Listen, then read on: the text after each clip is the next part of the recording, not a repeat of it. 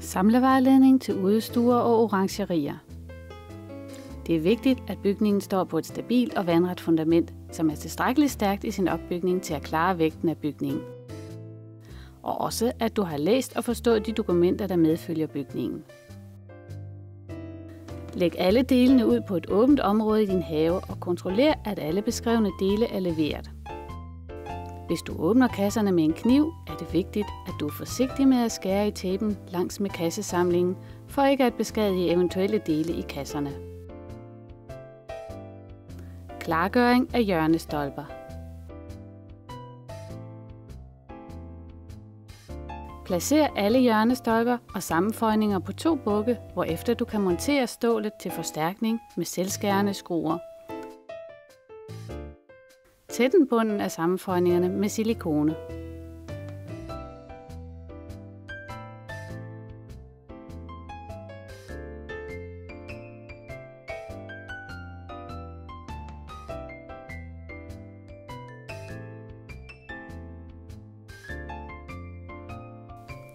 Afkortning af ekstern drypkant og montering.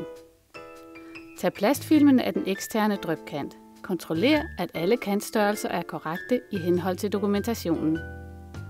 Placer den eksterne drypkant på fundamentet, og via den medfølgende dokumentation afkortes kanten til korrekt størrelse.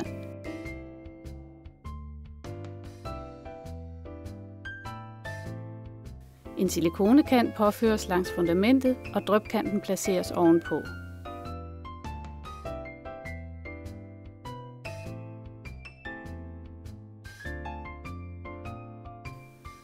Forbind drypkanten med silikone og sammenføjningerne.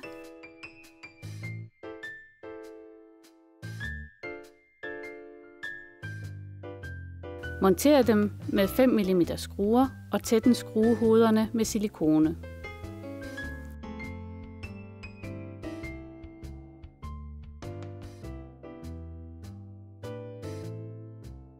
Klargøring af elementer. Tag plastfilmen af og fjern hjørnebeskytterne fra elementernes sider.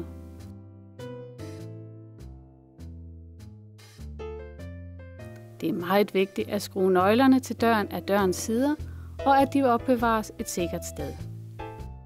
Dørhåndtagene leveres med 2 forskellige størrelser fastgøringsskruer. Hvis du har elementer, som er 58 mm tykke, skal du bruge de mindre skruer. Og hvis du har elementer, der er 70 mm tykke, skal du bruge de længere skruer. Oplysninger om størrelse fremgår af dokumentationen. Fastgør dørhåndtagene til dørene ved at skrue skruerne i fra bygningens indvendige side. Anvend hætterne til at skjule skruehoderne. Til dørene ved at skrue skruerne i fra bygningens indvendige side. Anvend hætterne til at skjule skruehoderne. Fastgør vinduesgrebene med de medfølgende skruer.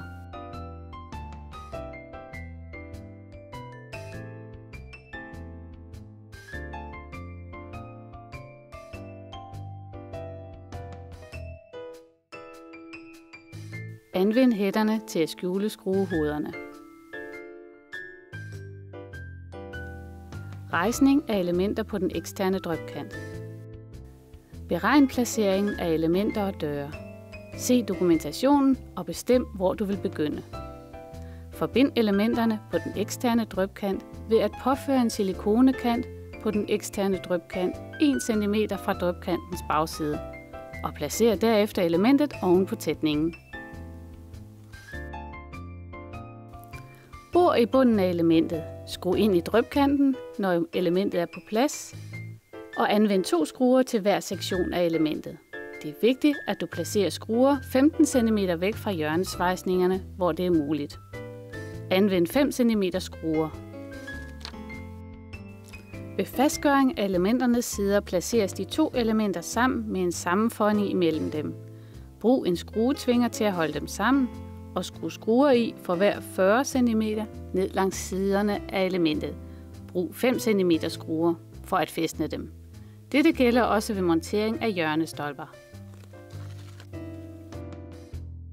Hvis din bygning har et 90 graders indvendigt hjørne, skal toppen af hjørnestolpen skæres til. Dette skyldes, at hjørnestolpen sidder modsat og er placeret på den lodrette del af drypkantens bagside. Påfør silikone under hver hjørnestolpe, når du placerer dem, og fastgør dem til elementerne. Fuldfør fastgøringen af elementerne mod hinanden og mod den eksterne drypkant. Dokumenter til tag. Du skal læse og forstå de medfølgende dokumenter til taget, før du begynder monteringen. Det anbefales at anvende stillads, når du arbejder med taget. Det første, der skal monteres på taget, er ringbjælkens sektioner. Disse er markeret i dokumentationen, som for eksempel BM1, BM2. Det er vigtigt, at du placerer den rigtige sektion af ringbjælken på den rigtige plads. Placer også vandafløbet på den rigtige plads. Påfør en kant af silikone langs med toppen af elementet for at sikre en vind- og vandtæt forsegling. Placer den første sektion af ringbjælken på plads oven på elementet.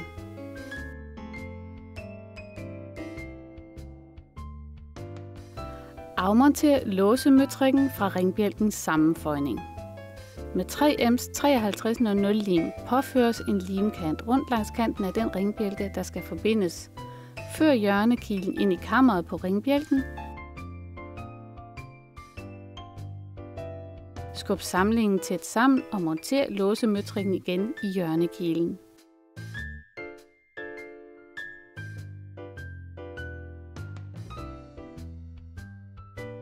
Fastgør alle sektioner af ringbjælken oven på elementerne på samme måde. På indersiden af ringbjælkesammenføjningerne tætnes igen med 3M's 5300 lim for at tætne mod vand. Kontroller, at alle samlinger er godt tætnede for at undgå problemer i fremtiden.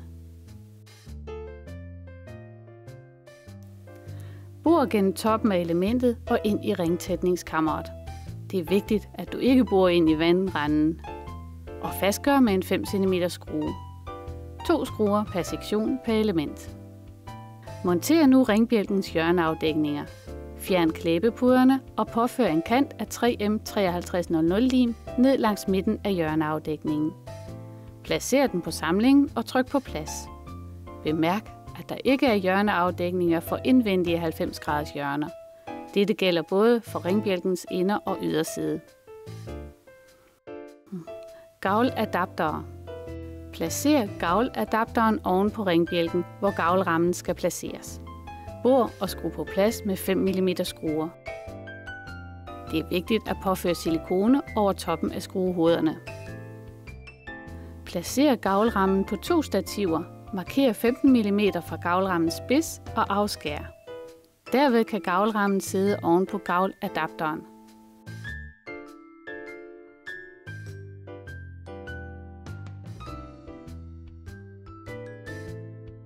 Placer drænpropperne. Påfør en silikonekant langs gavladapteren. Og sæt derefter gavlrammen på gavladapteren. Bor og skru med 5 mm skruer. Tagrygning. Udpak de sorte topstykkestøtter til tagrygningen. Placer oven på tagrygningen og drej for at fastgøre. Placer tagrygningen oven på gavlrammerne og fastgør den midlertidigt med skruetvinger.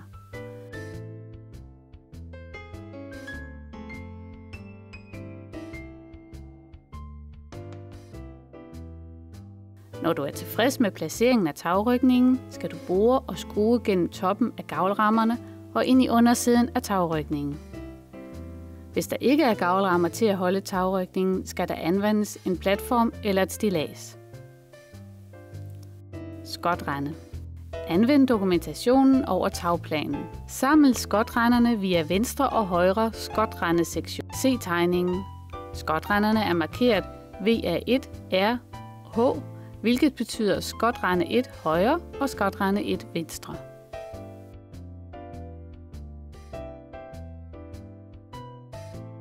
Placer skotrenderne og fastgør den med de medfølgende bolte. Tagrygningen og ringbjælken har markeringer, hvor skotrenden skal placeres. Det er vigtigt, at du ikke fjerner markeringerne, da tagbjælkerne ellers ikke rettes ind mod hullerne. Afkort skotrendens topstykker. Bank let på plads på skotrenden og tæt den topenden med silikone. Bemærk, at skråtrendens topstykke og bundstykkerne skal afkortes og tilskæres på stedet. Anvend dobbeltklæbende tape på den opretstående del af skråtrenden, hvilket fastholder bunden af glasset. Vinduessprosser.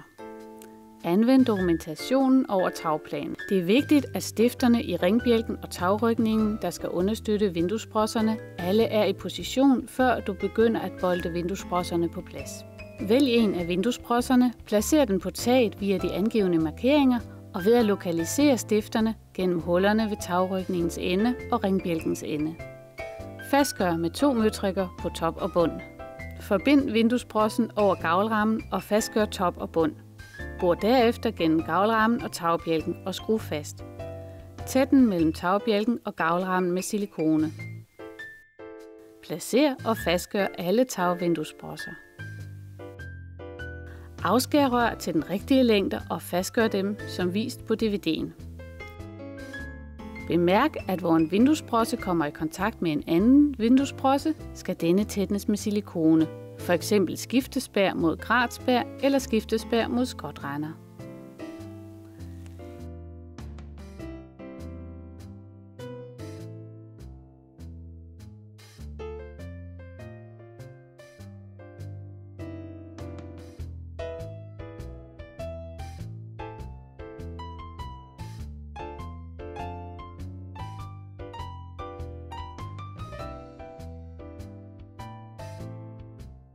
Isætning af glas i elementerne.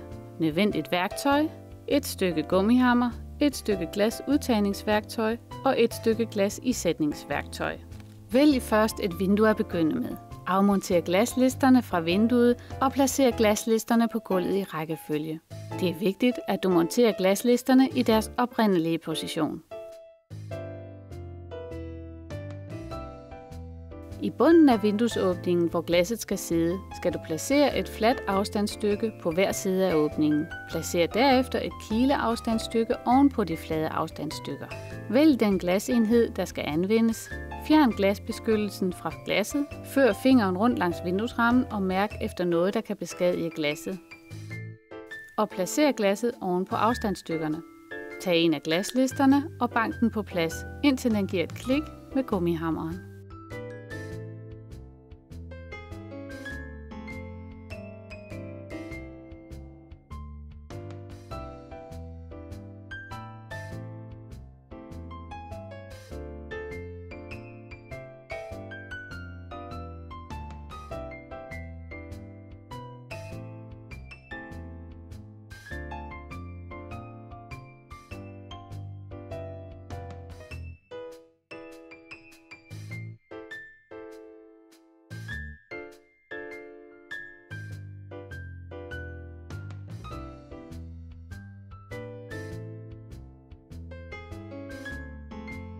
Sæt glas i alle elementerne på samme måde, bortset fra dørene, som har en anden teknik.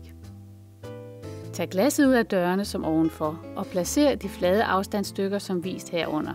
Placer derefter et kileafstandsstykke i bunden af døren, oven på det flade afstandsstykke, og isæt glasset i bunden af døren.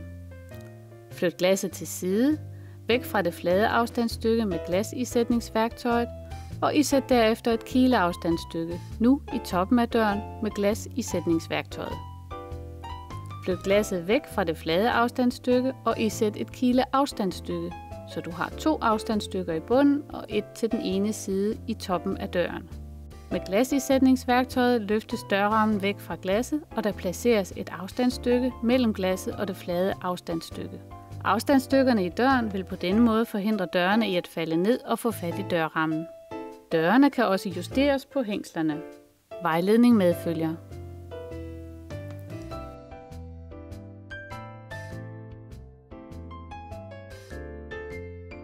Rykningens topstykke. På nogle designvinterhaver monteres et topstykke. Det er vigtigt at anvende den medfølgende lim til montering af rykningens topstykke. Påfør en limkant rundt om topstykkeforbindelsen og før derefter topstykket ind i limen på forbindelsen. Dette kan gøres på jorden eller oven på tagrykningen.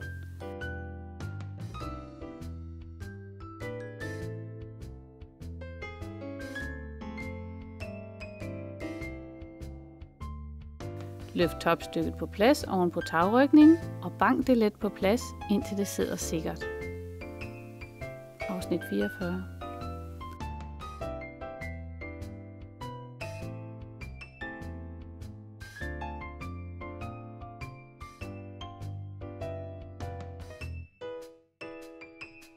Før topdekoration og korsblomster ind i topstykkets åbning.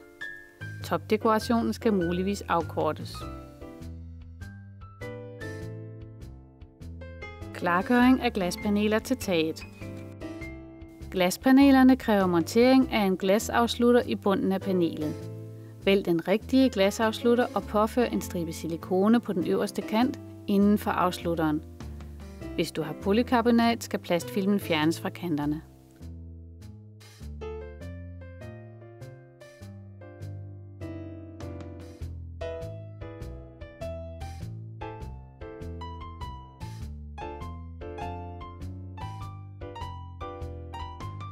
Monter alle glasafslutterne på denne måde.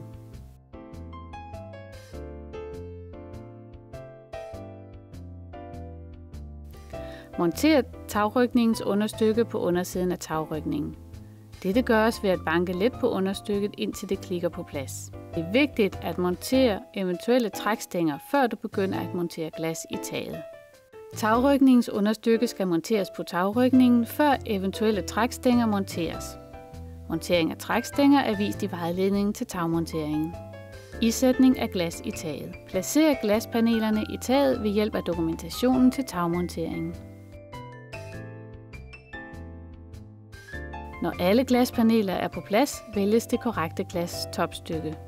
Fjern plastfilmen og bank let for at fastgøre.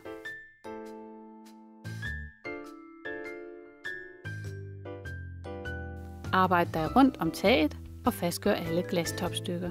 Hvor glastopstykkerne sidder mod en anden UPVC-komponent, skal samlingen tætnes med silikone. Gavlens sternbræt kan nu bankes let på plads, og tagrygningens endestykker kan placeres. Tætn alle samlinger med silikone.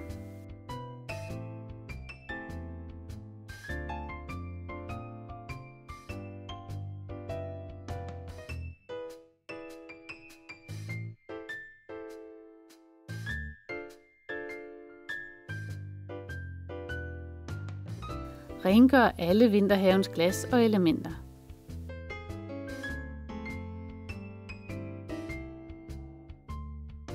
Tætn de udvendige samlinger mellem ringbjælken og toppen af elementerne med silikone.